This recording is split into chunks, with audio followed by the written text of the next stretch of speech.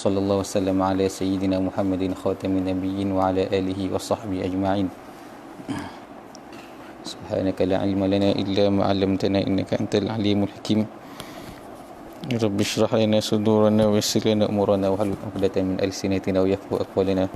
Allahumma salli ala sayyidina Muhammadin nur al-mudhibil insani bi nurihi wa ala alihi fi kulli lamhatin wa nafasin 'adada ma wasi'ahu 'ilmuka amin. Wala hawla wala quwwata illa billahil aliyyil azim, amma ba'du. InsyaAllah kita sambung lagi bait kita semana yang disyarahkan oleh kuliah sebelumnya oleh Al-Fadhil Ustaz. Kita masuk pada bait yang ke berapa? Arsalah yang ke-32. Qala al-musannif rahimahullah ta'ala wa nafa'ana bihi bi'ulumi fid dharain amin. Arsala ruslahu bil mu'jizati zahiratin lil khalqi bahirati. Jadi kat sini pada bait ini selepas musannif dia mensyarahkan tentang sifat-sifat yang wajib bagi Allah, maka dia masuk pada menceritakan tentang nubuwah, tentang kenabian, tentang apa yang wajib bagi rasul atau bagi anbiya. Maka kata musannif, dia kata arsala ruslahu bi mu'jizati zahiratin lil khalqi bahirati. Arsala, maka mengutuskan, telah mengutuskan oleh Allah, domir itu kembali kepada Allah, ruslahu akan rasulnya bi mu'jizati, dengan mu'jizat zahirati yang jelas, lil khalqi bagi seluruh makhluk, bagi makhluk bahirati dengan mu'jizat yang inilah yang luas, dengan mukjizat yang luas. Jadi kita tengok kat situ dia kata arsala ruslahu, Allah Subhanahu Wa Taala mengutuskan rasul-rasulnya kata. Jadi setiap rasul yang Allah Taala utuskan itu biasanya dikuatkan dengan mukjizat. Jadi mukjizat itu untuk apa? Mukjizat itu untuk memperkuatkan hujah rasul itu. Jadi ketika mana para anbiya atau para rasul berhadapan dengan kaum-kaum mereka, ada di kalangan kaum mereka yang tidak mahu mendengar, yang tidak mahu menerima dakwah daripada rasul, maka ada juga di kalangan mereka yang menentangnya dan meminta bukti apakah rasul ini seorang rasul atau seorang nabi. Maka Allah SWT membantu menguatkan rasul-rasul ini dengan hujah mereka, iaitu Allah Taala kuatkan dengan mukjizat. Jadi mukjizat yang diutuskan tu banyaklah pada rasul-rasul, dia berbeza ikut zaman itu. Contohnya kalau pada zaman Nabi Musa AS, pada zaman itu terkenalnya kaum pada zaman itu dengan sihir. Maka Allah SWT memberikan atau menguatkan Nabi Musa ni dengan mukjizat boleh mengalahkan ahli sihir yang lain. Seperti mana disebut dalam kisah ketika mana Firaun, dia ingin mengadakan satu perlawanan sihir dengan Nabi Musa. Masa tu sebelum berlaku perlawanan itu, Nabi Musa AS dia telah menunjukkan beberapa mukjizatnya, antaranya tangan yang bercahaya dengan tongkatnya menjadi ular itu. Kemudian pada selepas ditentukan hari itu, maka bertarunglah kata Firaun ni, disediakan dia punya ahli sihir dia. Kemudian bertarung dengan Nabi Musa AS kata. Maka sebelum pertarungan itu berlaku, kata ahli sihir Firaun, dia kata apa? Dia kata alqu ma antum mulqun kata. Dia kata kepada Nabi Musa tu, wahai Musa, sama ada engkau yang lontarkan dahulu atau kami yang lontarkan dahulu kata. Maka pada ketika itu Nabi Musa kata kamu lontar dulu kata. Yang kamu lontar dahulu kata. Jadi ketika mana kata ulama lah, sebahagian mereka kata kat sini ada satu adab di antara ahli sihir Firaun dengan Nabi Musa. Ketika mana ahli sihir ini beradab dengan Firaun, beradab dengan Nabi Musa AS, maka Allah SWT memberikan hidayah iman kepada ahli sihir Firaun ni. Kerana apa? Kerana dia tanya dulu. Dia bila Firaun kata, okey, mulakan dulu. Jadi ahli sihir dia tak mula tadi. Dia tanya Nabi Musa, aku nak mula dulu ke kau mula dulu kata. Kata Nabi Musa, kau mula dulu kata. Jadi ketika mana ahli sihir Firaun, dia melontarkan sihir-sihir masing-masing kata. Semua keluar jadi ular kata. Maka masa tu datanglah perasaan takut pada Nabi Musa kata. Faujasa fi nafsi khifah. Kata Allah, kulna la takhaf innaka antal a'la. Engkau lebih kuat lagi. Jadi kemudian Nabi Musa pun melontarkan tongkatnya, maka keluarlah satu ular yang besar mengalahkan semua sekali ular-ular ahli sihir itu. Dia makan semua sekali ular-ular tu. Sampailah akhirnya apa yang dibuat oleh ahli sihir, kata faun kasharatu sujjada, kata semuanya sujud pada Nabi Musa kata. Dia kata kami beriman kata dengan Tuhan Musa dan Tuhan Harun kata. Jadi asalnya mereka lawan Nabi Musa, akhirnya sujud kata. Jadi marah Firaun. Jadi macam mana dia orang boleh beriman? Kata sebagian ulama kata datangnya iman pada mereka kerana adab dia kata. adab dia dengan Nabi Musa ni, dia tak lawan terus, tapi tanya dulu siapa nak lontar dulu, kami dulu ke Nabi Musa lontar dulu. Maka Allah Taala memberi hidayah kepada keimanan kepada mereka, tapi akhirnya mereka disalib oleh Firaun. Kerana apa? Kerana beriman sebelum izinnya Firaun. Itu pada zaman Nabi Musa. Pada zaman Nabi Daud kan, ada mukjizat-mukjizatnya, antaranya pada zaman itu orang terkenal dengan apa? Dengan menempa besi. Orang suka buat besi, buat pedang apa semua. Maka Nabi Daud dia boleh tempa besi tu melentur dengan tangan dia je. Tak perlu nak panaskan atas api. Itu zaman Nabi Daud. Zaman Nabi Isa orang terkenal dengan ilmu kedoktoran itu.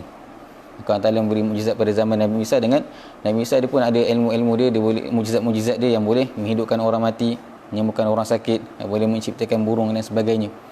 Kemudian pada zaman Nabi kita Nabi Muhammad sallallahu alaihi wasallam, mukjizatnya lebih luar biasa lagi. Lebih banyak, kata ulama ada menyarankan sampai lebih daripada 600 mukjizat yang ada pada Nabi, ataupun lebih lagi gitu, yang ada pada Nabi Muhammad sallallahu alaihi wasallam.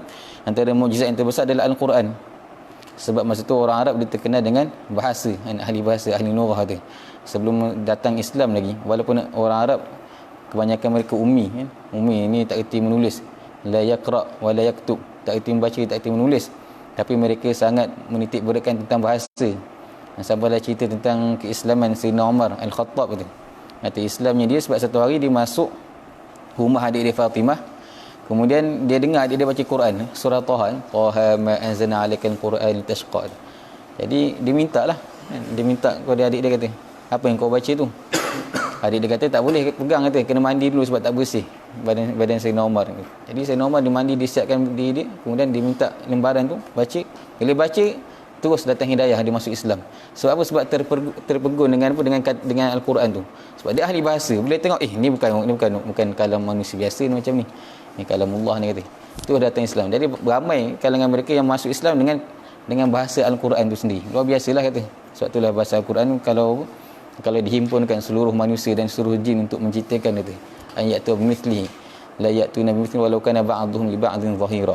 Tak boleh orang menciptakan Al-Quran walaupun kita manusia semua sekali dengan jin, kata, membantu di antara satu sama lain untuk menciptakan satu ayat yang sama, yang sembang dengan Al-Quran, tak mampu tu. Kata hebatnya mukjizat Al-Quran. Tu salah satu mukjizat Nabi lah. Yang lain tu banyak lagi. Kita boleh tengoklah dalam syarah tu. Dalam syarah Ibn Ruslan kata.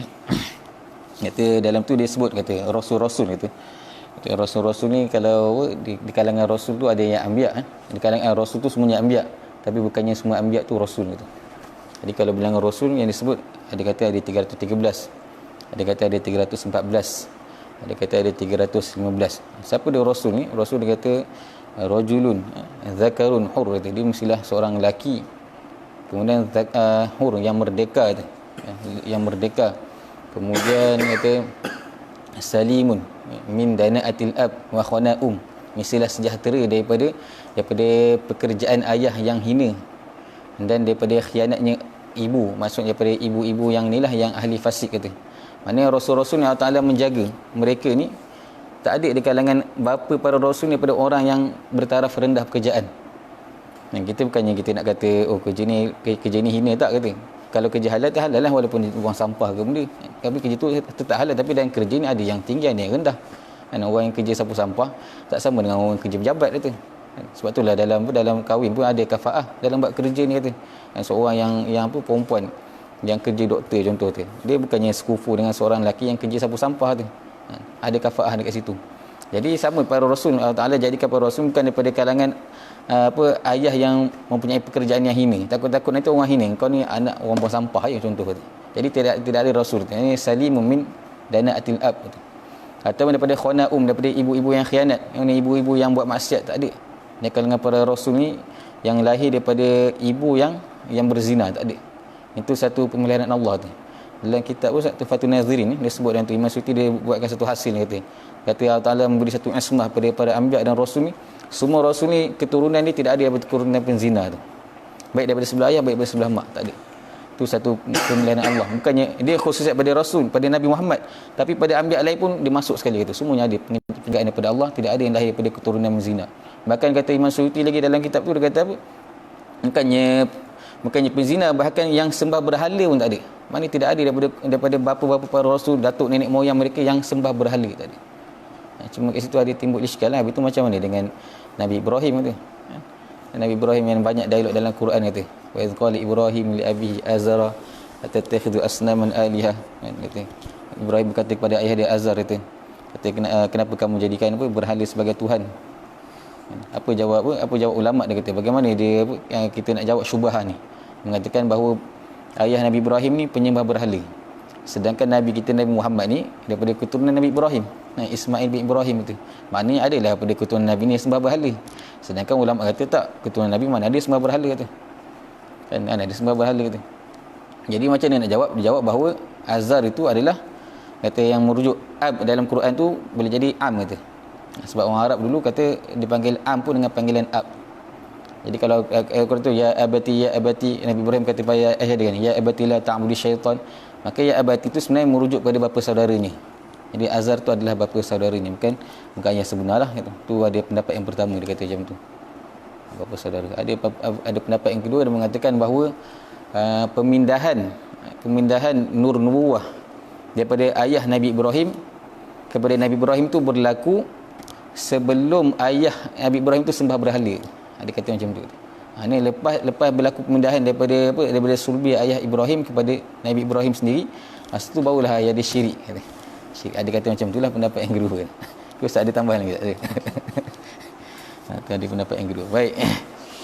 Itu ulama jawab betul. Jadi tidak ada di kalangan para anbiya yang daripada keturunan penzina atau yang menyembah berhala. Kemudian lagi dia kata apa lagi? Dia kata salimun an munaffarin tab'an, itu antara takrif Rasul lah, kata sejahtera daripada penyakit yang orang lari secara tabiatnya. Salimun an munaffarin tab'an, maksudnya tidak ada para rasul anbiya ni yang ada sakit menyebabkan orang jadi lari pada dia. Mungkin ada sakit yang ringan, demam boleh jadi, kan? Demam, batuk, sesama tu boleh jadi. Bahkan Nabi kita pun pernah kena sihir. Nabi Muhammad Rasulullah pernah kena sihir, boleh jadi. Tapi tidak ada penyakit yang orang lari pada dia. Mana contoh, tak ada Nabi yang buta mata, tak ada. Nabi yang pekak bisu, tak ada. Tak berlaku pada para anbiya. Nabi yang kudung cacat tangan, tak ada. Ini satu penjagaan Allah pada para anbiya. Itu macam mana dengan kisah Nabi Yaqub, kata yang mata dia buta, bila kehilangan anak Nabi Yusuf, kata ulama kata dia bukannya buta, dia cuma mata dia penuh dengan air mata selaput itu, sehingga menutup matanya sampai tak boleh melihat, kata.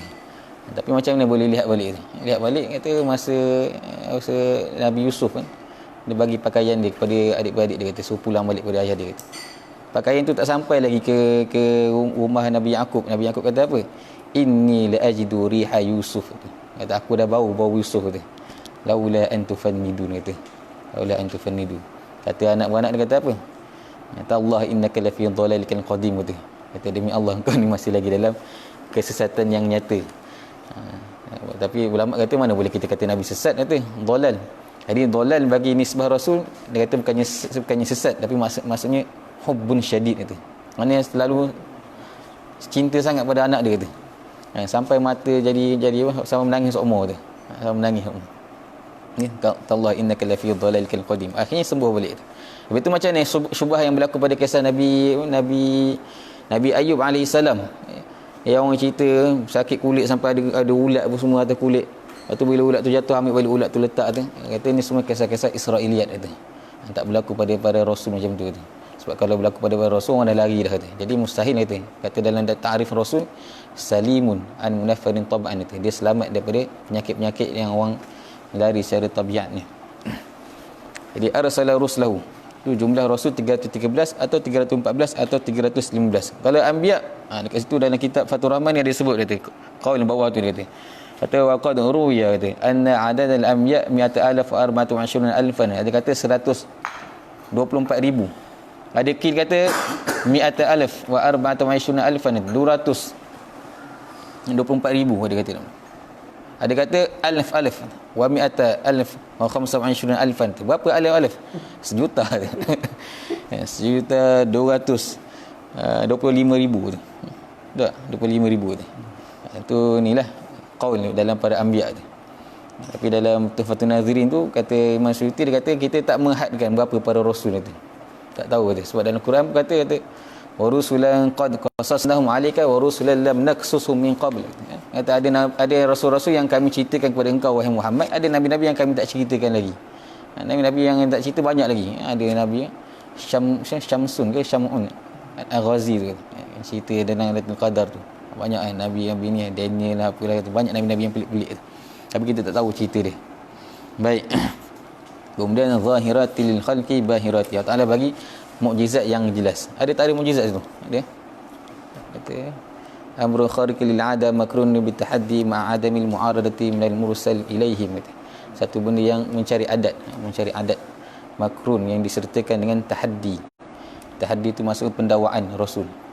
Ini perkara yang mencari adat diberikan pada Rasul untuk membenarkan dakwaan Rasulnya. Ma'adamil mu'aradah, dengan ketiadaan mu'aradah, pertentangan minal mursal ilaihim, daripada orang yang diutuskan kepadanya. Ini tak boleh dilawan lah mukjizat ni. Tak boleh dilawan itu.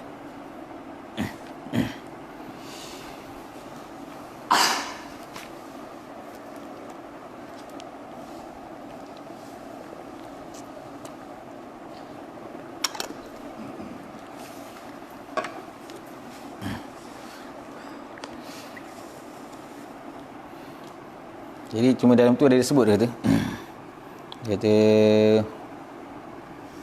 kata wal khariqul mutaqaddim ala tahaddi kal mawjudi minan nabiy qabla an-nubuwah wa huwa musamma ahlul usuluddin itu irhasan itu.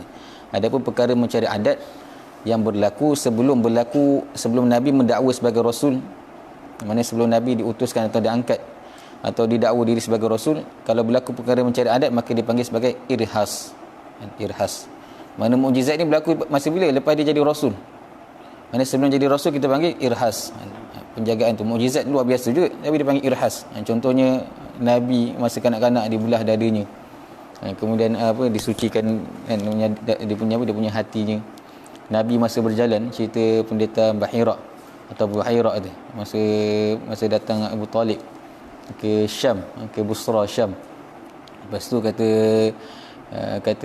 Bahirah kepada ni kata siapa budak ni kata. Kata Abu Talib kata ini anak aku. Kata Bahirah kata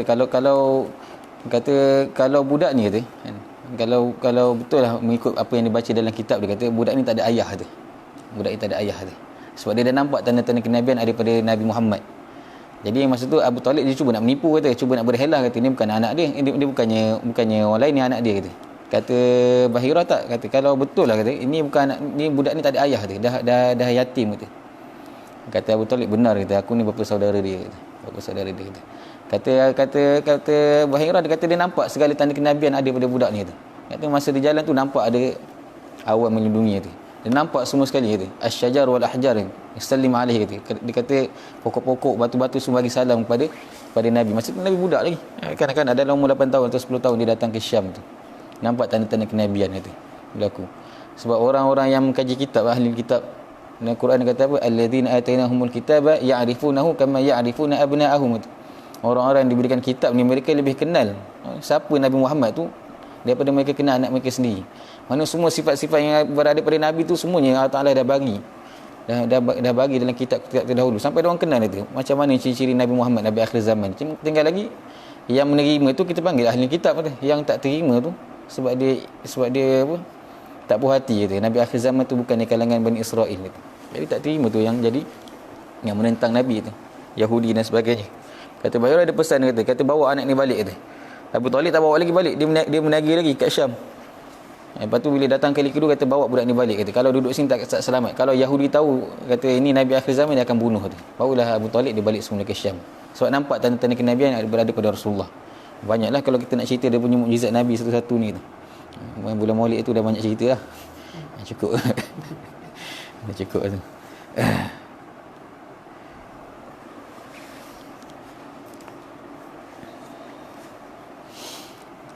Boleh ada lagi tadi ada tambahan ni. Nanti kita muzakarah lah, kata bukan nak ngajar seorang. Muzakarah kot dalam kitab-kitab lain ada tambahan syarah ke apa. Kita kalau tak kita masuk bait yang lepas tu pula. Kemudian qala musannif dia kata wa khassa min bainihim Muhammad falaysa ba'dahu nabiyyun abada faddalahu ala jami'i man siwa fahuwa syafi'un wal habibu lil ilah. Sallallahu alaihi wasallam. Ini semua cerita tentang kelebihan daripada Nabi itu. Wa khassa min bainihim Muhammad, kemudian dikhususkan min bainihim, di kalangan mereka. Siapa mereka itu? Kembali pada anbiya. Ini khususan di antara semua nabi-nabi yang banyak tu kita cerita tadi tu, Muhammadah, ada seorang nabi yang bernama Muhammadah. Falaisa ba'dahu nabiyyun abada. Kemudian dia mula ceritakan apa antara khususiat yang berada pada nabi ni. Falaisa ba'dahu nabiyyun abada. Tidak ada selepasnya nabi selama-lamanya. Selama-lamanya. Jadi dalam ni dia terus masuk khususiat nabi dalam bait ni lah kata. Dia kata khususnya nabi tu dengan adanya Nabi Muhammad. Kemudian di antara khususan Nabi Muhammad adalah tidak ada nabi selepas ni. Ini nabi akhir zaman. Maka dalam syarat tu dia akan terangkan. Dia kata apa ikhtisas nabiyuna min bainir rusul bi khususiyatin katsira. Apa kelebihan yang berada pada nabi dengan khususiat yang banyak kata. Kata antara dia kata banyak dia tak terkira tu. Tak terkira jumlah dia kata. Antaranya dia kata khatamun nabiyyin, penutup segala nabi, macam ni dalam bait tu diterangkan itu. Penutup bagi segala nabi. Maka tidak ada lagi nabi selepas itu. Walakin rasulullahi wa khataman nabiyyin. Dalam hadis tu dia kata la nabiyyun ba'di. Kata rawah Syaikhan, tidak ada lagi nabi selepas aku. La nabiyyu ba'di wala rasul kata. Dalam tahdhibul ahthar kata. Tapi ada satu hadis kata la nabiyyun ba'di insya-Allah taala kata. Kata tidak ada lagi nabi selepas aku insya-Allah taala. Insya-Allah tu mana ihtimal mungkin adalah. Itu macam mana nak jawab kata.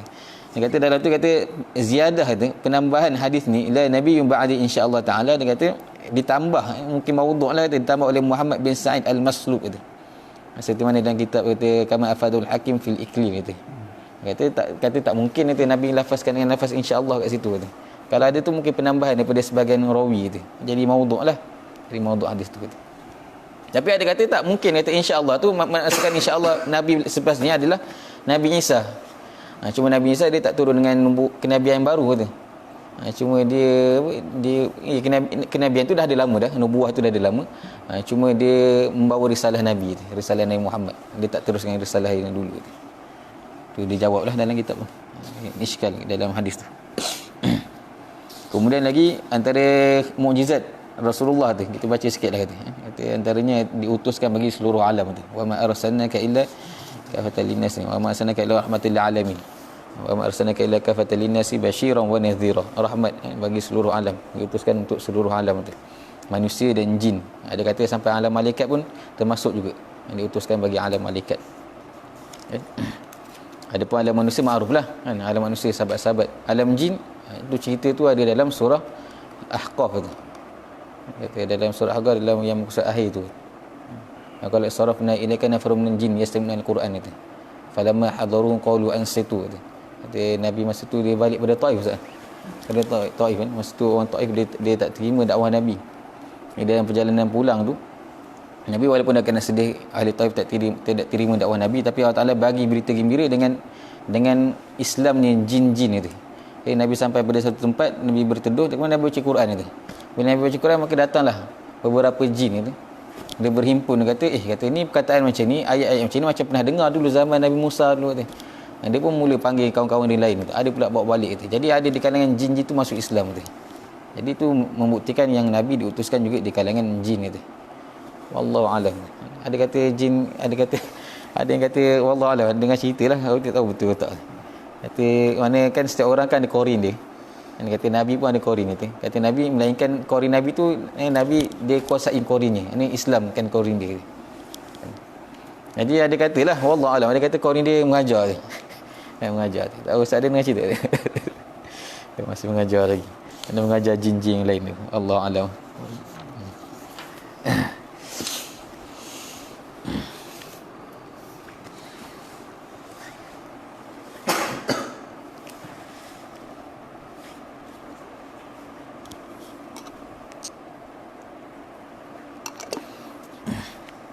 Kemudian antara yang kedua dia kata Allah Taala faddalu ala man siwa min al-mursalin wal anbiya wal malaika wa ghairuhum. Allah Taala dia mengangkat nabi ni melebihi daripada segala mursalin, segala rasul, segala nabi dan segala malaikat. Mana nabi paling tinggi sekali kedudukannya. Bukannya kalangan para anbiya saja. Maka antara malaikat pun siapa lebih mulia? Nabi lebih mulia daripada malaikat itu. Itu paling tinggi. Antara nabi dengan malaikat Jibril, ketua malaikat siapa paling mulia? Orang kata nabi paling mulia kata. Letakkan paling tinggi sekali kedudukannya. Kata apa? Kata apa dia punya dalam bait tu, kata wa afdalul khalqi 'ala al-itlaqi nabiyuna famil 'ani syiqaqi. Ada satu bait kata sebaik-baik makhluk kata 'ala al-itlaq, kata secara mutlak nabiyuna, nabi kita lah, famil 'ani syiqaqi, maka kata tinggalkan daripada berbalah tu, bergaduh tu. Yang ni nabi paling tinggi sekali. Cuma ada khilaf kan, kata apa tu kan antara malaikat Jibril dan nabi kan, malaikat Jibril yang jadi guru pada nabi.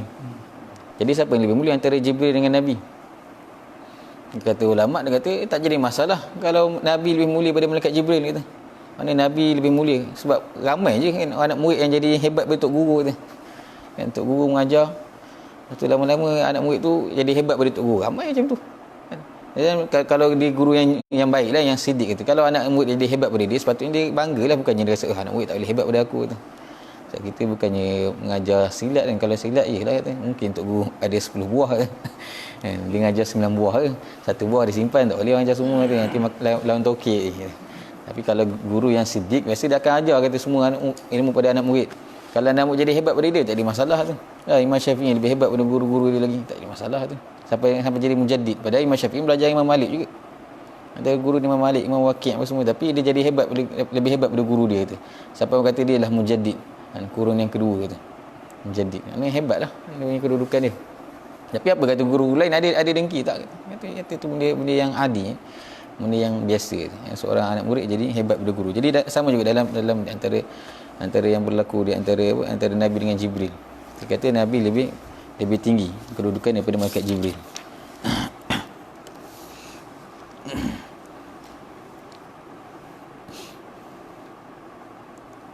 Dia kata dalam tafdil, kata dalam apa, kelebihan di antara setiap nabi tu, kata yang paling tinggi sekali adalah Nabi Muhammad, kemudian para anbiya, nabi-nabi yang lain. Lepas habis nabi-nabi semua, barulah malaikat, kata.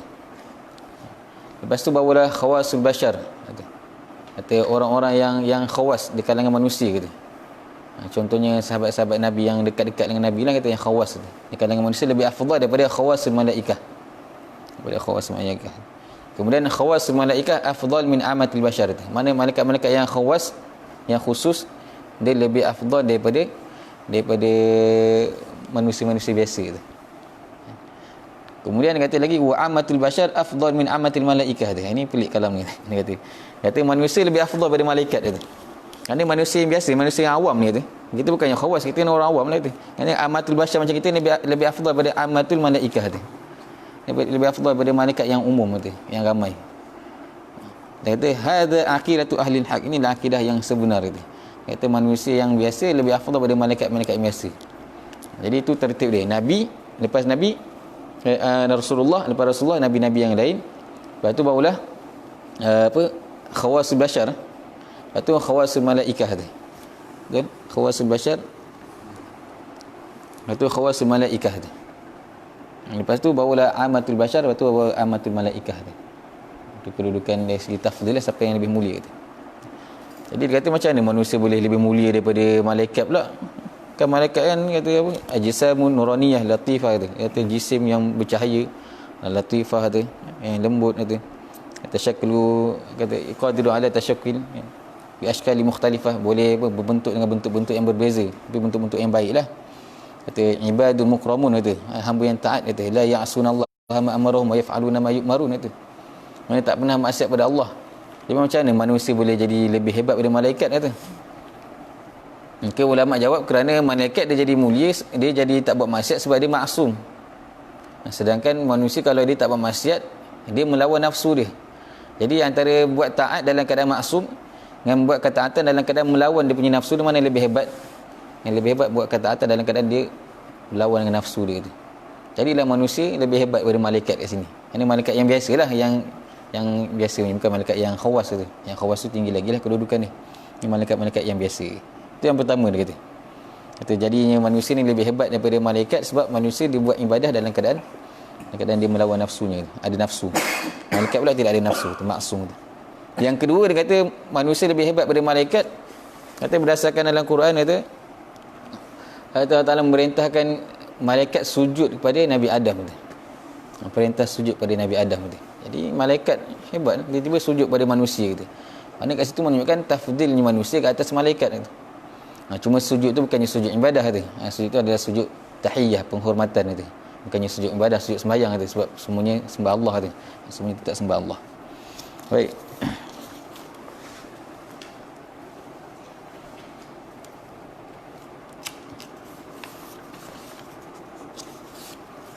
Itu dia kata dalam bait yang bawah tu pula, faddalahu ala jami'i man siwah, fa huwa syafi'un wal habibu lil ilah. Kata faddalahu, Allah Taala melebihkannya, memuliakannya, ala jami'i man siwah, daripada segala yang selain daripada Rasulullah tu. Allah Taala melebihkan Nabi Muhammad lebih daripada segala yang selain Nabi Muhammad. Fa huwa syafi'un wal habibu lil ilah, dan dialah syafi' yang memberi syafaat, wal habibu lil ilah, dan dialah kekasih bagi Tuhan, bagi Allah.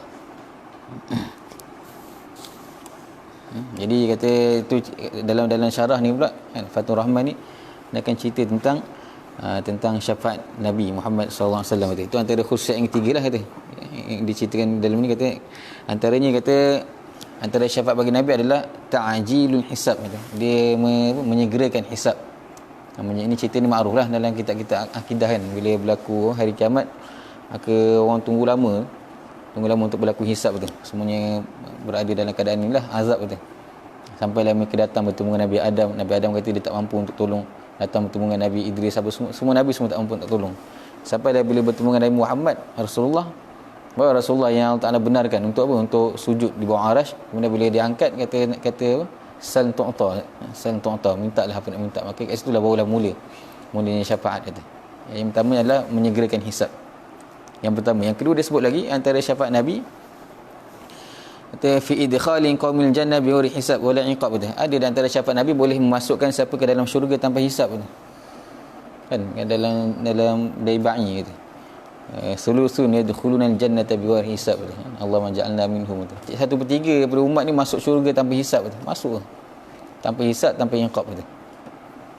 Kata di antara doa, kalau kita biasa dengar doa, kadang doa kata Allahumma hasibna hisaban yasira. Kata dalam kitab Bidayatul Hidayah pun ada doa ni. Doa masa basuh tangan kiri tu kata Allahumma inni a'udzubika an tu'tiyani kitabi bishimali. Kata yang belah kanan tu kan. Allahumma inni as'aluka an tu'tiyani kitabi biyami wa adkhilna jannata wa hasibna hisaban yasira. Kata ya Allah, kata berikan kitab aku di tangan kananku dan hisapkan aku dengan hisap yang ringan. Kata dalam itulah dalam doa tu kata. Ada syekh dia huraikan, dia kata yang sebaiknya kita doa wa adkhilna jannah bighairi hisab, masukkan syurga tanpa hisab. Maksudnya kalau dia minta doa dia, Allahumma hasibna hisaban yasira, ya Allah hisapkan kami dengan hisab yang ringan, dia tak kena hisap juga. Maksudnya hisap dia tak berat juga hisap. Macam ibarat kalau kita naik kereta kan, kita nak pergi masuk lebuh raya, highway tu. Dia kan biasa ada 3 lorong kata. Satu lorong smart tag kata. Satu lorong apa, touch and go tu. Satu lagi lorong yang bayar pakai shilling lah, kena bayar pakai duit tu. Mana yang paling cepat sekali? Smart tag dia masuk lah. Ya touch and go walaupun dia masuk, tapi lambat sikit lah, kena tunggu angkat palang tu. Kena sentuh dulu. Touch and go kena sentuh dulu tu. Kena keluar tangan sentuh dulu. Kena pula yang tingkat protong nak payah nak buka tu. Kan jenuh pula tu buka pintu. Jenuh pula buka pintu tu. Keluar macam tu. Kena pula kereta protong Pro 2 ni payah nak buka tu. Tu yang tu yang bayar guna duit lagi lambat tu. Bayar pula duit besar tu. Jenuh tunggu baki tu. Orang belakang dah ping tak lalu gitu. Tak ada duit sekarang saya tak ada duit Sekarang semua kena touch and go tu. Kalau tak kena keluar gigi top up dulu duit. Jadi dia kata yang paling cepat smart tag lah, kata lalu. Sama juga kata dalam bab hisab, kalau dia minta kata masukkan syurga tanpa apa, masukkan hisapkan aku dengan hisap yang ringan, kena hisap juga. Jadi yang afdalnya doa adkhilna jannah bighairi hisab, masuk syurga tanpa hisap. Itu yang ni dah yang afdal. Kemudian dia kata yang ketiga, fi unasin, antara syafaat Nabi, fi unasin istahaqu dukhulan nar fala yadkhulunaha. Kata ada apa antara syafaat Nabi, kata memberi syafaat pada manusia yang sepatutnya berhak masuk dalam neraka tapi tak masuk. Jadi tak masuk pula. Sepatutnya berhak masuk dalam neraka jadi tak masuk. Antara syafaat lagi dia kata apa? Fi ikhraji man adkhala an-nar minal muwahhidin. Kata Allah Taala dia mengeluarkan orang-orang yang masuk ke dalam neraka tu, yang masih muwahhidin, yang masih lagi mentauhidkan Allah tu. Ada lagi tu. Yang kelima dia kata apa? fi ikhraji man adkhala an-nar min al-muwahhidin ghairi haula yusyariku fiha al-anbiya wal malaikatu wal mu'minun. Yang pertama dia kata yang pertama tu beza, dia kata yang pertama tu orang yang masih ada iman dalam hati tu, dikeluarkan daripada neraka sebab masih ada iman dalam hati, masuk dalam syurga dengan syafaat Nabi tu. Tapi ada orang yang tak ada iman dalam hati pun kata, tapi masih lagi mentauhidkan Allah, tetap dikeluarkan lagi, tak dikeluarkan juga ke syurga tu, ghairi haula. Yang keenam kata mengangkat darjat fil jannah li ahliha. Ni tu boleh kan, kita masuk syurga ni tak sama kedudukan dia kata. Sebab dia berdasarkan amalan kita. Amalan untuk masuk syurga ni amalan fardu. Itu dah mewajibkan kita masuk syurga tu. Macam Imam Ghazali kata amalan fardu ni dia kata modal, rasul mal kata. Amalan sunat tu ribih, keuntungan dia. Jadi kalau kita masuk yang, kalau kita buat amalan fardu cukuplah, sebab puasa sembahyang 5 waktu, puasa bulan Ramadan, zakat, haji kita buat dah. Tapi sembahyang sunat tak buat dah. Qabliyah ba'diyah rawatib tak buat. Duha tak buat kata. Apa lagi ya? Witir, tahajud tak buat tu. Sembahyang istikharah apa semua tak buat kata. Baca Quran pun jangan jarang baca. Masuk syurga kata. Tetap masuk syurga. Ada modal dia masuk syurga. Apa dia? Kata amalan fardu tu. Masuk syurga. Baik, bila dia masuk syurga, dia bandingkan syurga dia dengan syurga orang yang ni kata. Syurga kekasih Allah, wali-wali Allah ni yang banyak berzikir apa semua. Macam mana syurga dia? Oh, syurga dia orang meriah kata. Penuh dengan kebun semua kan. Luas kata kan. Sebab banyak berzikir kat dunia. Zikir la haula wala quwwata illa billah. Subhanallah wa subhanallahal azim kan. Banyak zikir. Itu yang kurang berzikir ni kata, saya lah kata. Entah mungkin banyak zikir. Masuk syurga kosong kata. Luah tanah tak ada benda kata. Tak ada pokok kata. Masuk syurga dia masuk. Kan kata dalam satu hadis dia cerita tentang kelebihan orang yang apa? Yang puasa, yang rajin puasa dengan orang yang apa? Sembahyang duha kata. Kata ada syurga yang khusus untuk orang puasa, babur rajan. Ada syurga yang khusus untuk orang yang sembahyang duha kata. Babur duha kata. Jadi orang-orang yang tinggal di bawah tu, yang tinggal di syurga yang di bawah tu, dia melihat orang-orang yang syurga yang di atas seperti mana dia melihat bintang-bintang di langit itu. Oh, nampak sayup tu. Sebab kita jauh sangat kita punya amalan kita. Oh, nampak sayup tinggi yang syurga dia kata. Kita rendah tu. Sekali-sekali mungkinlah hari-hari boleh ziarah Nabi apa semua, tapi orang yang khawas yang banyak selawat dengan Nabi duduk bijawari Nabi tu, dekat dengan Nabi tu.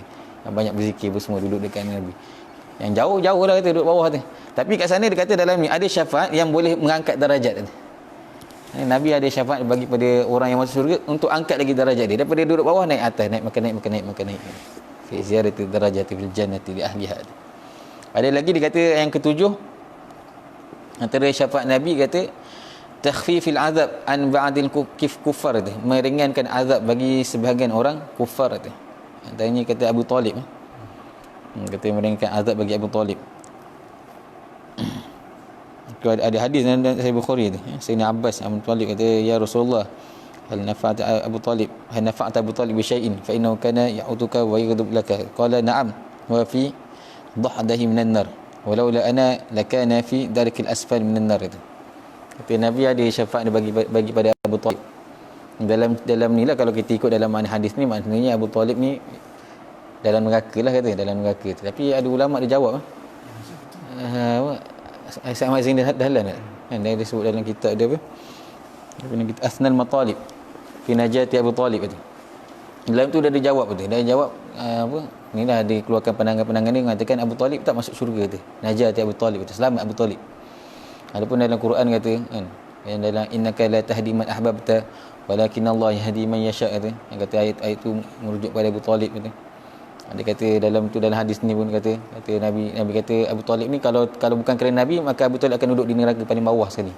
Tapi sebab masa dia hidup dia banyak tolong Nabi, maka tinggi sikitlah, kuranglah kena azab kata. Tapi ada ulama jawab kata Abu Talib masuk syurga tu kata. Sebab dia kata sama ada dia sembunyikan keimanan dia. Dia beriman sembunyi. Masa yang akhir hayat tu Nabi kata Nabi suruh mengucap, dia tak mengucap sebab apa? Sebab dia dah beriman kata. Tak perlu dia mengucap kata. Tapi ada kata pendapat kedua, dia kata Nabi hidupkan balik Abu Talib tu. Sebab Nabi boleh hidupkan orang lain. Kan kalau benda tu berlaku pada orang lain, tak mustahil kalau Nabi boleh hidupkan Abu Talib yang memang orang yang disuka untuk dihidupkan, mengucap kalimah syahadah kemudian wafat semula, mati semula kata. Itu tak mustahil berlaku. Itu inilah bukan kita jawab, Syekh Ahmad Zain Dahlan jawab. Tapi kalau dalam kitab sirah, kalau kita baca semuanya kata Abu Talib ni mati kufur kan. Mati kufur. Satu ada dalam tu kata Abu Lahab pun sama, Abu Lahab antara orang yang dapat keringanan tu. Ni cerita dia ma'ruf dah. Apa Imam Bukhari pun ada masuk dalam kitab dalam Sahih Bukhari dia ta'liq tentang siapa Ummu Thuwaibah. Thuwaibah al-Islamiyah, dia kata Thuwaibah al-Islamiyah ni asalnya hamba bagi Abu Jahal, bagi Abu Lahab kata. Kemudian dimerdekakan sebab dia sampaikan berita kata.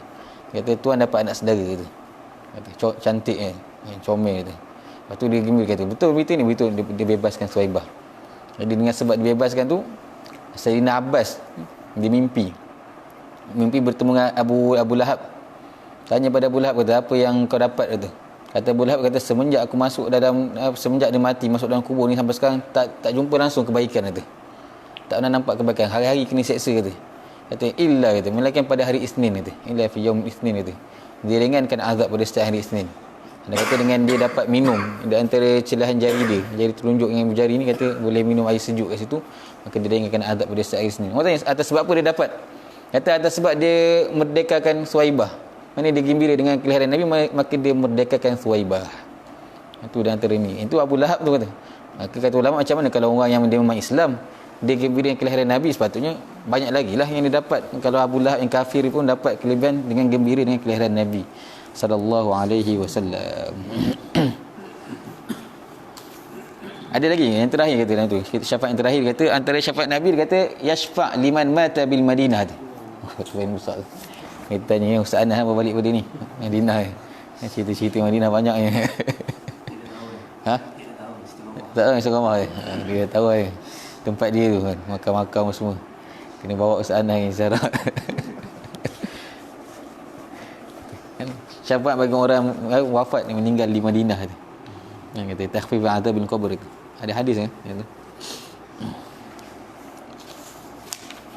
Kemudian dalam bait tadi dia kata apa? Fa huwa syafi'un wal habib lillah. Kekasih Allah. Ini cerita tentang Habibullah ni tu ada dalam kisah apa Isra Mi'raj. Kita ni ma'ruf dalam kisah Isra Mi'raj tu. Dan bila Nabi dah naik daripada langit ke langit, sampai Nabi apa? Sampai ke Sidratul Muntaha, dan inilah berdialog dengan Allah SWT masa Nabi masuk. Sampai yang terakhir sekali dekat hijab tu. Masa tu malaikat Jibril dia kata dia tak boleh ke depan lagi tu. Kalau dia ke depan maka lah taraqa tu, maka dia akan terbakar tu. Jadi Nabi diizinkan untuk masuk tu. Itu kata dia antara Nabi lebih afdal pada Jibril lah tu. Sebab Nabi boleh masuk di sebalik hijab tu. Tapi Jibril tak lepas nak masuk tu. Padahal Jibril malaikat tu, cipta pada cahaya. Tapi Allah Ta'ala bagi pada Nabi boleh masuk untuk menghadap zatnya tu. Macam mana boleh dapat? Itu Allah Ta'ala bagi kekuatan bagi Nabi. Kekuatan pada Nabi lah. Bagi, kemudian dapat bertemu antara dialog dia kata yang kita biasa baca dalam ucapan tahiyat tu. At-tahiyyatul mubarakatus salawatut thayyibatu lillah. Itu antara lafaz Nabi ucapkan. At-tahiyyatul mubarakatus salawatut thayyibatu lillah. Segala penghormatan, keberkatan, kemuliaan tu lillah, bagi Allah. Kemudian Allah Ta'ala menjawab, Assalamu alayka ayyuhan nabi wa rahmatullahi wa barakatuh. Sejahtera ke atas engkau tu, ayyuhan nabi warahmatullahi wabarakatuh. Kemudian Nabi, bila Nabi dapat salam pada Allah, apa yang Nabi ingat nanti? Nabi diingat umat dia. Assalamu alayna wa ala ibadillah salih. Kita semua tu. Nabi bukan jawab salam seorang tu. Kata sejahtera salam tu ke atas kami dan ke atas semua hamba-hamba yang soleh. Alayna wa ala ibadillah salihin. Kemudian seluruh penduduk ahli langit tu mengucapkan asyhadu an la ilaha illallah wa asyhadu anna muhammadar rasulullah tu. Kemudian berlakulah dialog yang banyak tu. Kata Allah Ta'ala tanya pada Nabi apa yang Nabi nak. Yang kata engkau telah bagi kepada Nabi Musa, Musa ni boleh berkata-kata, dapat kalimullah. Nabi Ibrahim dapat pangkat Khalilullah tu. Dan Nabi Isa dapat pangkatnya. Jadi semua Nabi semua ada dia punya kelebihan-kelebihan itu. Kemudian kata Allah Ta'ala kepada Nabi, kata aku menjadikan engkau sebagai Habibullah, kekasih Allah tu. Paling hebat lah. Kalau ada pangkat lain Khalil apa semua, yang paling hebat Habib itu, kekasih tu. Paling dekat sekali dengan Allah. Kau nu Habibullah sallallahu alaihi wasallam.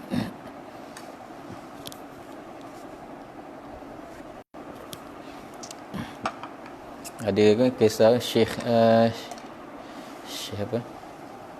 Ali Khalid Qasam. Syekh Ali Khalid Qasam yang pertama dikebumikan di Zambal tu, di makbarah Zambal. Syekh Ali Khalid Qasam tu.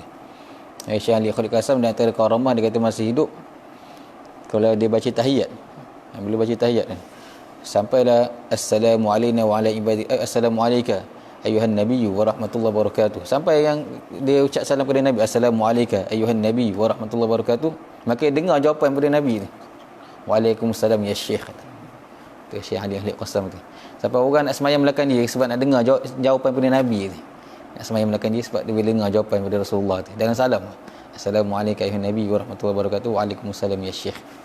Tu Syekh Ali Khanik Qasam. Baik, bait yang seterusnya tu. Ustaz ada tambah tak? Kan ustaz-ustaz depan ni kata. Dia segan juga tu. Kalau ada tambahan ke apa. Berapa jam?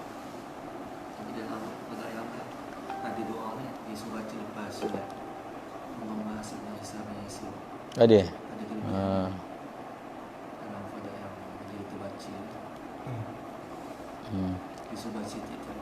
Ya. 3 kali buat. Kalau ada tu ada hadis satu.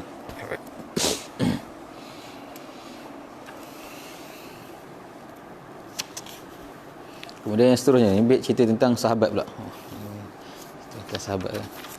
Musannif dia kata wa ba'dahu fal afdalus siddiq wal afdalu lahul faruq Uthman ba'dahu kadza Ali fasittatul baquna fal badriyu. Cerita tentang kelebihan para sahabat kata. Ini selepas daripada Nabi, siapa yang paling afdal kata? Wa ba'dahu, maka selepasnya, selepas Muhammad tadi, selepas Rasulullah, fal afdalu, maka yang paling afdal adalah as-siddiq, iaitu Sayyidina Abu Bakar as-Siddiq. Itu memang tak dapat tidaklah, memang diketahui Sayyidina Abu Bakar yang paling afdal dengan banyak apa sejarah-sejarah sirah-sirah antara Nabi dengan Sayyidina Abu Bakar. Katanya Nabi pilih Sayyidina Abu Bakar sebagai penemani dalam hijrah tu. Kata Sayyidina Abu Bakar, dia kata tidak ada berita yang paling gembira dalam hidup dia melainkan dapat menjadi murafiq tu. Sebab masa sebelum berlaku hijrah tu kan ramai sahabat dah hijrah ke Madinah tu, Yathrib.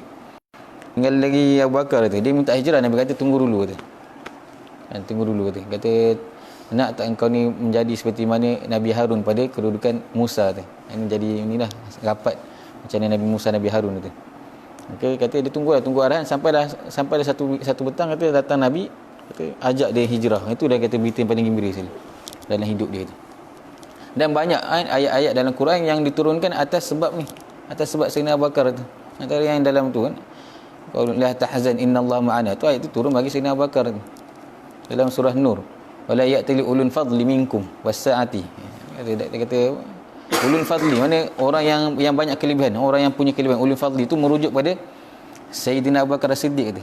Jadi ini menjawab jawapan-jawapan bagi Syiah tu. Syubhat-syubhat yang ditimbulkan oleh Syiah, yang Syiah ni kata Abu Bakar ni laknat tu kata.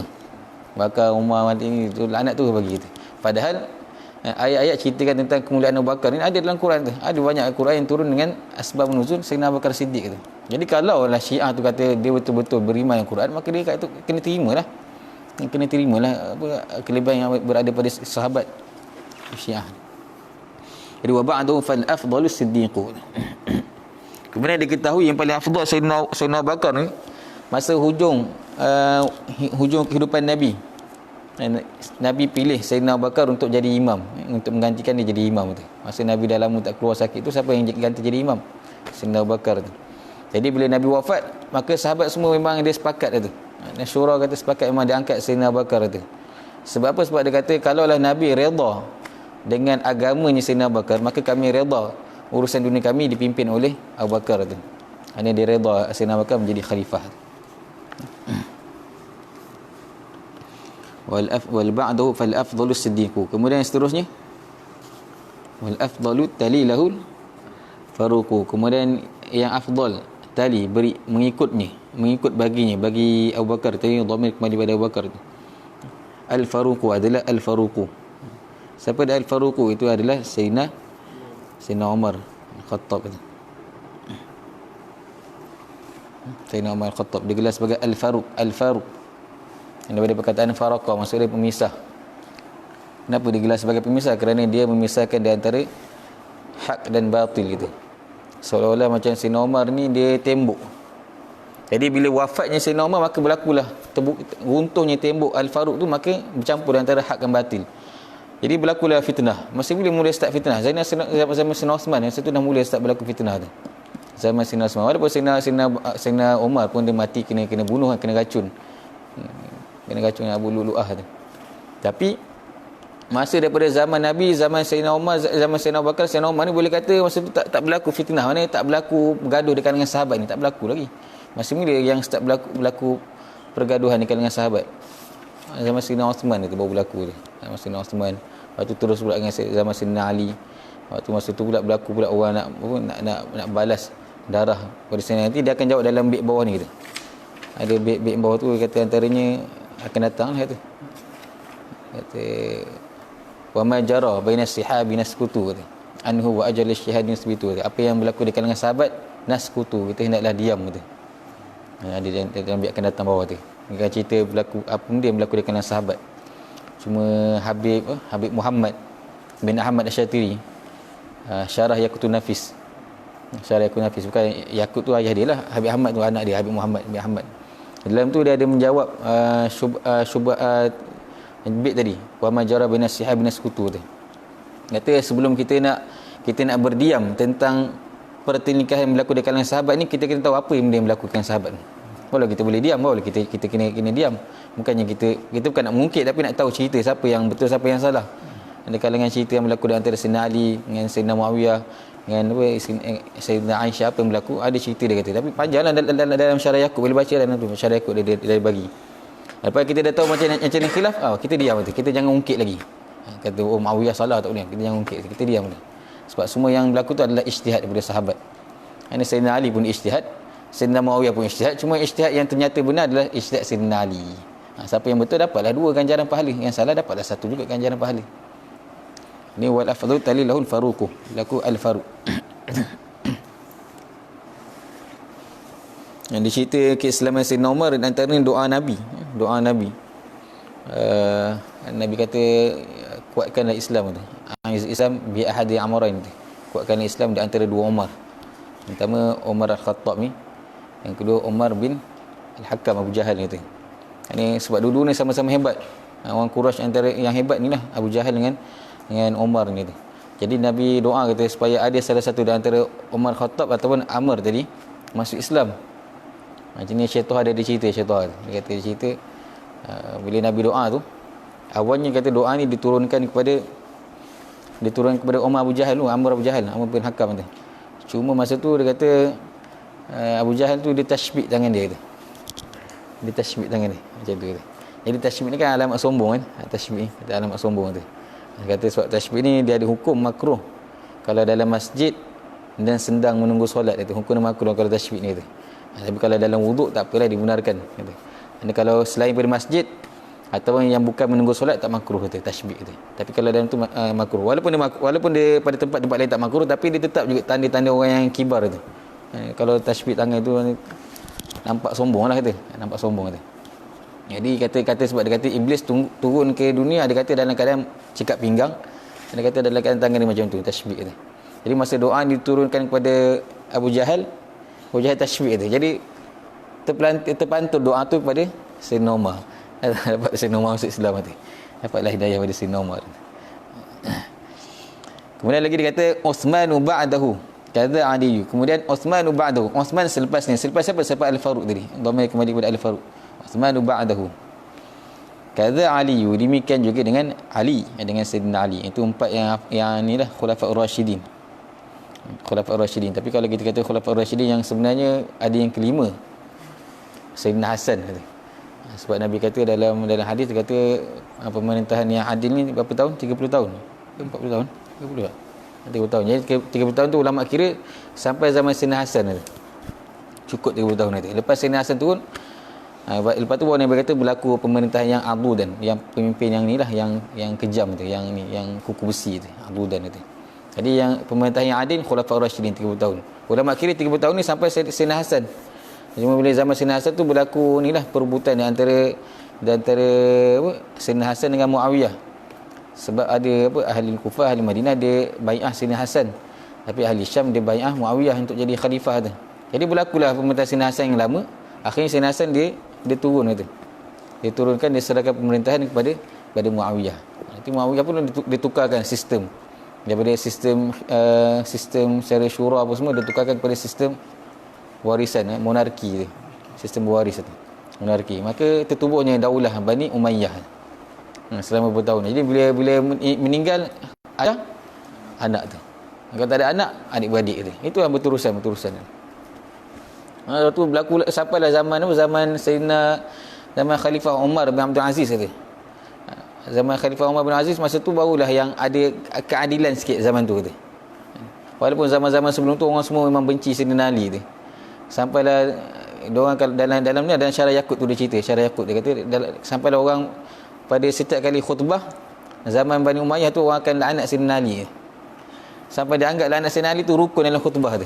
Mana kalau tak laknat tu jadi tak betul. Jadi tak kena ni tak ada laknat Sayyidina Ali. Rasa macam tak lengkap khutbah ni. Tak jadi rukun dalam Syarah Yaqut dia cerita tu. Cuma bila zaman Sayyidina Umar tu, zaman Sayyidina Umar bin Aziz, dia rasa macam mana aku nak tukarkan kata. Laknat Sayyidina Ali ni kata supaya orang tak laknat kepada Sayyidina Ali tu. Dia pun diupah orang kata. Diupah seorang badui. Dia suruh badui ni masuk dalam khutbah dia. Kemudian suruh badui ni pergi maki Sayyidina Ali tu. Dalam khutbah tu kata. Ngingati Sayyidina Ali tu. Jadi masuk dah badui ni dalam khutbah, di tengah khutbah, dia tiba masuk badui ni tu. Lepas tu badui tu bangun tu. Badui tu bangun. Kemudian badui tu kata kenapa Nabi dinikahkan anak dia dengan seorang kafir itu. Seorang kafir. Orang semua marah, orang dah kata, kau ni siapa tu? Dia tiba kata Ali kafir itu. Kata Ali bukan kafir, kata Ali Islam kata. Kalau Ali Islam kenapa Nabi kalau Ali Islam kata, kenapa orang semua tak suka dia kata. Masa itulah kata Sayyidina Umar bin Aziz dia pun mula kata dia ceritakan kalimat Sayyidina Ali kata. Dia kata Ali tu pintu ilmu gini-gini, cerita hadis-hadis tentang Sayyidina Ali. Dia pun ambil cerita dalam khutbah dia. Lepas tu dia mula tukarkan kata. Jadi yang mula baca dalam khutbah tu innallaha ya'muru bil adli wal ihsan kata. Yang kita biasa dengar dalam khutbah innallaha ya'muru bil adli wal ihsan dalam surah An-Nahl kata. Dia mula baca ayat tu. Kata Allah Taala memerintahkan untuk keadilan dan ihsan tu. Jadi bila dia baca ayat tu sampailah khutbah-khutbah yang berikutnya tak ada lagi nak Sayyidina Ali, tukarkan kepada ayat tadi innallaha ya'muru bil adli wal ihsan. Zaman Sayyidina Umar bin Aziz dengan dia punya kebijaksanaan ni ditukarkan dan anak Sayyidina Ali kepada ayat tu innallaha ya'muru bil adli wal ihsan. Itu kelebihan berada pada Sayyidina Ali. Lepas Sayyidina Ali siapa pula? Fasittatul baquna fal badriyu. Kemudian adalah 6 yang baki. Tak sebutlah seorang-seorang nama tu kata panjang sangat. Tapi 6 baki tu yang kalau kita campurkan dengan 4 tadi jadi 10 orang al-mubasysyiruna bil jannah, 10 orang yang dijamin syurga. Antaranya siapa? Sa'id bin Ziyad, Sa'id bin Abu Waqqas, lagi Abu Ubaidah Jarrah tu, Zubair bin Al-Awwam tu. Kemudian Abdurrahman bin Auf tu. Sebutkan tu kata Talha bin Ubaidillah seorang lagi. Talha bin Ubaidillah, Zubair bin Al-Awwam, Sa'id bin Abi Waqqas, Sa'id bin Zaid, Abdurrahman bin Auf, Abu Ubaidah bin Al-Jarrah. Ini 10 orang yang dijamin, kata yang diberi khabar gembira. Masih kat dunia lagi dah beri khabar gembira tentang syurga. Tapi sahabat lain masuk syurga. Sahabat lain masuk syurga juga. Sebab semua sahabat semua dia dapat title paling besar sekali. Apa dia? Radhiyallahu anhum wa radu anhu. Kata mereka redha kepada Allah, Allah Taala redha kepada mereka. Title paling besar sekali kata. Radhiyallahu anhum wa radu anhu. Kerana Allah Taala suka pada mereka dan mereka pun redha dengan Allah tu. Jadi mana sahabat-sahabat lain semua kita sangka baik memang semuanya masuk syurga tu. Sahabat-sahabat lain. Cuma yang 10 orang ni 10 orang ni memang dah ada masa kat dunia dah tahu dah kata. Nabi dah sebut kata ini masuk syurga, ini masuk syurga. Tapi ada juga sahabat-sahabat lain yang tak termasuk dalam 10 ni masuk je dalam syurga tu. Yang tak ada sebut secara jelas lah. Antara macam Sayyidina Bilal, Nabi dengar dapat kaki Sayyidina Bilal kat syurga. Maknanya memang masuk syurga lah. Cuma Nabi beritahu awal sebab dia orang ni kalau Nabi beritahu pun tentang dia masuk syurga, dia tetap tak apa? Tak terkesan tu. Mana tetap ibadah macam biasa tu. Kalau kita mungkin kalau kita tahu awak confirm masuk syurga, mungkin tak betul beramal. Tak sembahyang aku confirm masuk syurga tu. Kalau kita mungkin jadi lain tu. Tapi dia orang tak terkesan tu. Kita masuk syurga, makin bertambah ibadah dia. Makin bertambah tu macam Nabi tu. Kenapa nak kena sembahyang ibadah tu? Sebab kata nak jadi hamba yang bersyukur tu. Jadi hamba yang bersyukur. Fasitatul baquna. Lepas yang 10 tu siapa pula tu yang berikutnya? Ahli Badar itu. Ahli Badar itu paling mulia lah. Sebab mereka ni orang yang susah payah dengan Nabi. Dengan jumlah yang sikit, lepas tu keluar pula perang. Dalam keadaan kelengkapan perang tak cukup apa semua. Tapi sanggup keluar perang dengan Nabi. Berapa jumlah dia? Jumlah dia tu ada kata 313. Ada kata ahli sirah kata 314. Ada kata 315. Ada kata 316. Ada lagi khilaf 17, 18, 19 kata. Banyak sangat khilaf dia kata. Ada jumlah dia antara 319 tu.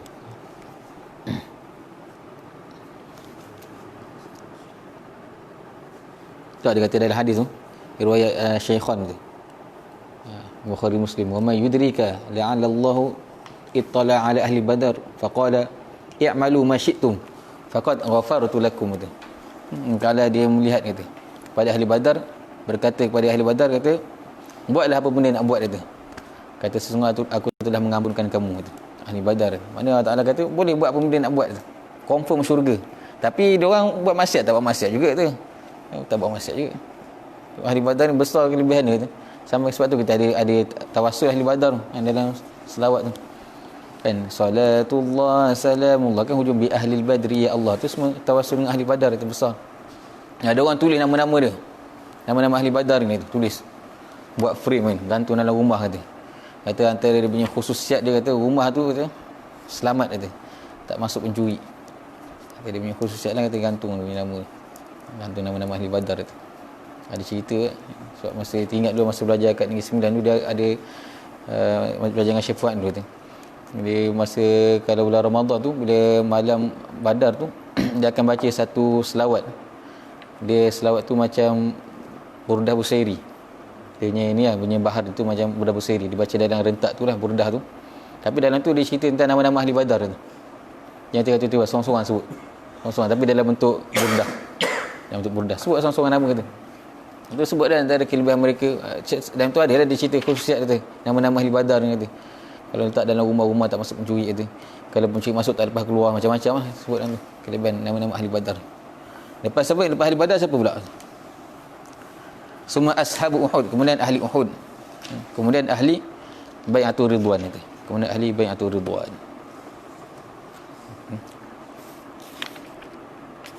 Lepas tu seterusnya. Siap baca tak? Tu ni, tengok tak? Lepas tu kau apa nanti? Tu kita nak berhenti dulu ke macam mana? Ha? Boleh berhenti lah. Ya Allah, kita berhenti pada ni, pada cerita tentang Imam Mazhab wa Syafi'i wa Malikun Nu'manu wa Ahmad bin Hanbal Sufyan. Cuma nak kata dia punya kuatnya dengan mazhab Syafi'i, dia letak Imam Syafi'i awal. Sebelum Imam Abu Hanifah dia. Sebab kalau ikut tertib Imam Abu Hanifah kan. Lepas tu barulah Imam apa? Imam Malik kata. Lepas tu baru Imam Syafi'i. Lepas tu barulah Imam Ahmad bin Hanbal, tapi nak kata ta'assub dengan Syafi'i kata. Kalau Syafi'i tu Malikun Nu'man kata. Tapi mungkinlah sebab ni baharan. Datuk Syair kata. Datuk Syair kata. Supaya Nu'man lepas belakang sekali. Biasa Syafi'i ni bergaduh dengan ni Hanafi. Sebab dalam kalau dalam baca dalam kitab-kitab mazhab Syafi'i macam mukadimah lah kata. Kalau dia kata antara kalau dalam bab solat kata antara imam yang tak boleh ikut kata Imam Hanafi tu terang-terang Hanafi kata makruh kata ikut Imam Hanafi tu. Lain mazhab. Yang tu pun dia kata makruh kalau dia baca dengan bismillah kata. Makruh lagi ikut tu. Tu kalau baca bismillah tu. Kalau tak baca bismillah memang tak sah tu ikut. Allah ada ni. Ada penambahan Ustaz, ada penambahan ni. Ustaz ni. Ustaz kita apa pakai syarah apa? Kata Rahman tak? Ada Itu Ghayatul Bayan ni. Ni sama betul Rahman tak? Ghayatul Bayan.